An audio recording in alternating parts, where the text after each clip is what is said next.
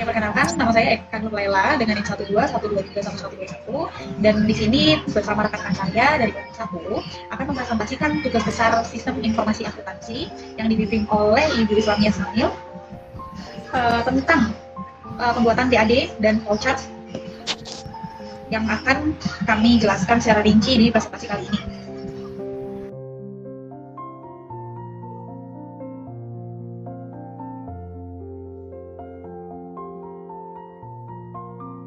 Halo, saya Sandi Wahyudi. Di sini saya akan menjelaskan diagram alir data penjualan. Di mana diagram alir data penjualan ini saya adopsi dari sistem di tempat kerja saya sendiri, yaitu Visual Hotel Program atau biasa disebut dengan PHP System. Di sini ada 4 tahap utama. Yang pertama ada login, ada pengelolaan, ada transaksi, dan juga ada laporan keuangan, ada laporan belanja, pesan antar, dan laporan pemesanan. Di dalam sistem ini ada 6 aktor utama. Yang pertama di sini ada kasir, ada admin, yang ketiga ada pelayanan, yang keempat ada operator, yang kelima ada dapur, dan yang terakhir keenam itu ada user.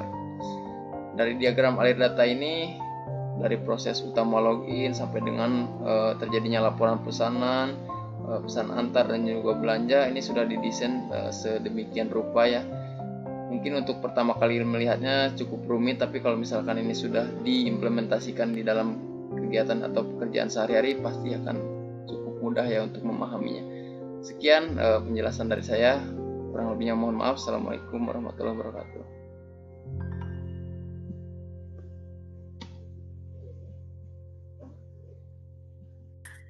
Selamat malam, saya Nadia. Di sini saya akan menjelaskan tentang aset diagram aset tetap, yaitu unit pengguna. Biasanya unit pengguna mengirim permintaan aset berupa komputer, lalu dilanjutkan dengan form permintaan aset,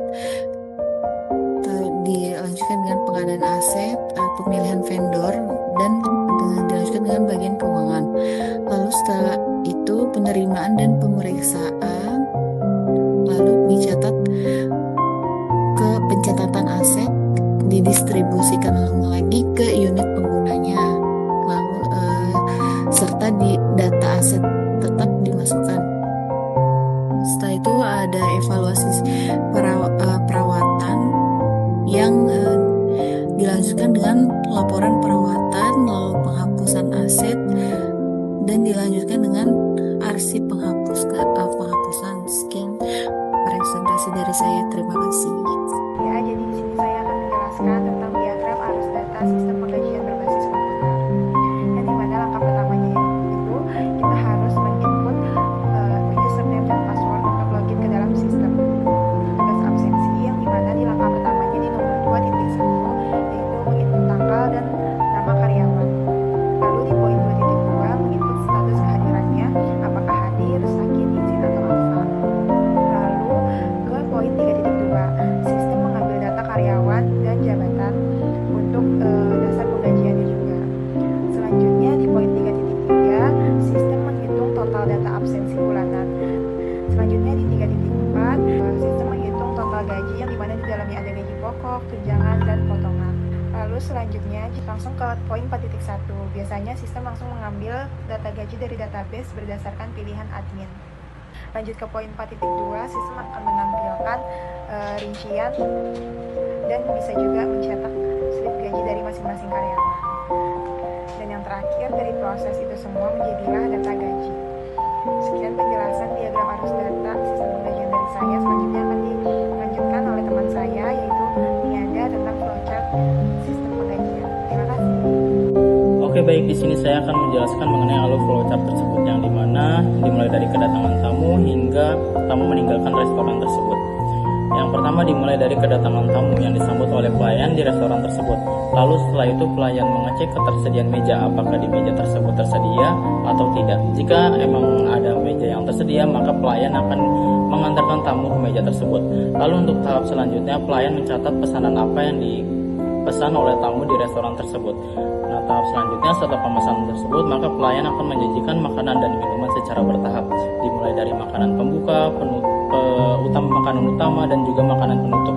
Lalu untuk tahap selanjutnya yaitu pelayan memberikan tagihan kepada tamu tersebut. Lalu tamu membayar tagihan dan kasir menutup tagihan tersebut.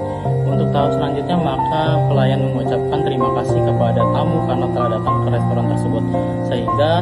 tersebut akan meninggalkan meja tersebut dan meninggalkan restorannya juga.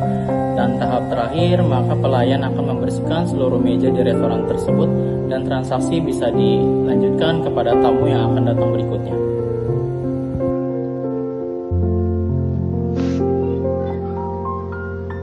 Baik, perkenalkan nama saya Eka Nurlaila dengan NIM 1212311 akan menjelaskan tentang flowchart dari pengelolaan aset tetap berupa wine di suatu hotel bintang 5. Yang pertama, kita bisa lihat ada poin tamu. Tamu itu merupakan pihak yang melakukan pemesanan wine. Selanjutnya, tamu akan memesan wine kepada staf hotel tersebut. Kemudian, staf hotel akan melakukan pengecekan ketersediaan wine tersebut di gudang ataupun di sistem penyimpanannya. Selanjutnya, ada penyajian wine ke tamu. Penyajian ini akan dilakukan jika stok tersedia. Untuk penyajiannya akan dilakukan sesuai SOP dari masing-masing hotel tersebut. Selanjutnya ada staf akan melakukan pencatatan penggunaan aset wine yang dilakukan oleh admin aset tetap atau mungkin staf yang berkaitan. Yang selanjutnya ada pencatatan penjualan dari staf restoran ataupun oleh staf finance. Cukup, terima kasih. Pengajian dimulai dari input data karyawan dan presensi, hitung gaji bruto, dan kemudian hitung potongan pajak dan lembur. Nah, kemudian gaji bersih. Nah, kemudian kita masuk pada verifikasi gaji oleh HRD atau keuangan. Nah, cetak slip gaji, kemudian distribusi slip gaji ke karyawan, baru entry. Nah, untuk metode penjualannya sendiri dimulai dari mulai terima order penjualan dari pelanggan, kemudian pemeriksaan ketersediaan stok, kemudian pengecekan apakah valid atau tidaknya. Nah, kemudian pemrosesan penjualan, kemudian buat faktur penjualan, kemudian penagihan ke pelanggan, kemudian terima pembayaran, baru entry. Kemudian di sini juga saya masuk pada metode aset tetap. Nah, di sini dimulai dari penerimaan pembelian aset bagian terkait, kemudian persetujuan manajer keuangan. Yang ketiga, proses pembelian aset, kemudian terima aset dan cek fisik. Nah, kemudian catatan dalam daftar aset tetap. Kemudian tentukan umur, manfaat, dan metode pembayaran. Nah, catatan penyusutan berkala, kemudian evaluasi dan pelepasan aset jika ada. Nah, kemudian baru entry. Oke, sekian presentasi dari kelompok 1. Semoga dan kami harap untuk materi yang kami jelaskan dan kami presentasikan di video ini dapat bermanfaat bagi teman-teman semua. Kurang lebihnya mohon maaf. Terima kasih atas perhatiannya. Terima kasih banyak. Wassalamualaikum warahmatullahi wabarakatuh.